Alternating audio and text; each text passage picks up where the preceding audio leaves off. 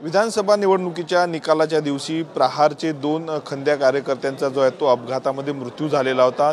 त्यानंतर त्यांना श्रद्धांजली वाहण्यासाठी आज जे आहे ते चांदूर बाजारमध्ये रक्तदान शिबिराचे आयोजन करण्यात आलेलं होतं। रक्तदानाची चळवळ जी आहे ती मुळात बच्चू कडूंनी उभी केलेली आहे। आपल्यासोबत बच्चू कडू आहेत।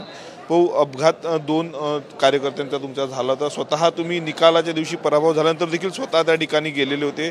आज श्रद्धांजली वाहण्याचा कार्यक्रम आयोजित केला। रक्तदान करून श्रद्धांजली वाहिली, काय सांग? खरं तर 23 तारखेच्या निकालावर काही गम किंवा दुःख होतं आणि त्या ह्याच्यातच तो अपघात झाला आणि 2 कार्यकर्त्याला आम्ही गमावलं आहे। अतिशय दुःख आहे।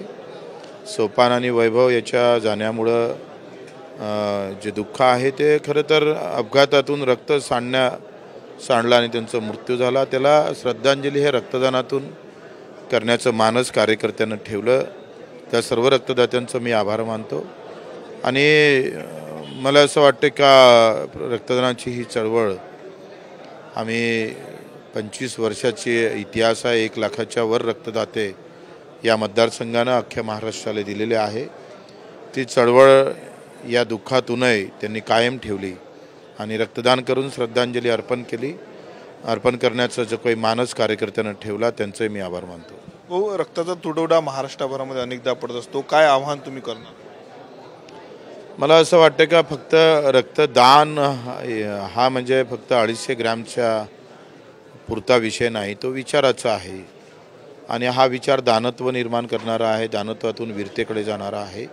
म्हणून प्रत्येक तरुणांनी मला वाटते हा विचार डोक्यात घेऊन आज सुदैव आमचं असं आहे का आम्हाला सीमेवर किंवा कुठल्या लढाईत रक्त सांडवावं लागत नाही, तर रक्तदान करून जीव वाचवण्याची जबाबदारी प्रत्येकानं जर तरुणांना घेतली आणि एक नवीन सेवेची चळवळ या महाराष्ट्रात नाही देशात निर्माण केली तर त्यासाठी मला वाटतं या देशाला खऱ्या अर्थानं शहीदांना श्रद्धांजली ठरेल।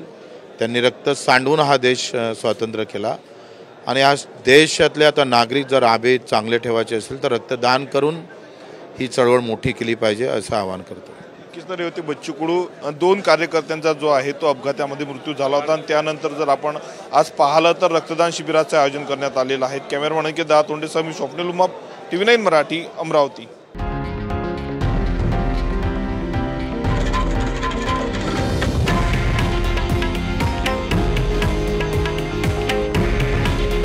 हे आहे देशातील नंबर 1 न्यूज नेटवर्क आणि आपण पाहत आहात TV9 मराठी।